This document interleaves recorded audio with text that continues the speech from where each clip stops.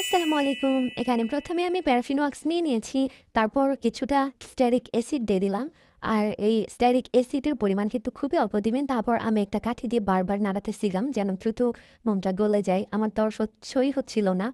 তারপর আমি এখানে গ্রিন কালার করব। আমি আজকে হচ্ছে পাতা করব। এইজন্য আমি কালারটা ভালোমতো মিক্স করছিলাম। আমার কালারের মিক্সিংটা কিন্তু অনেক সুন্দর হয়েছে।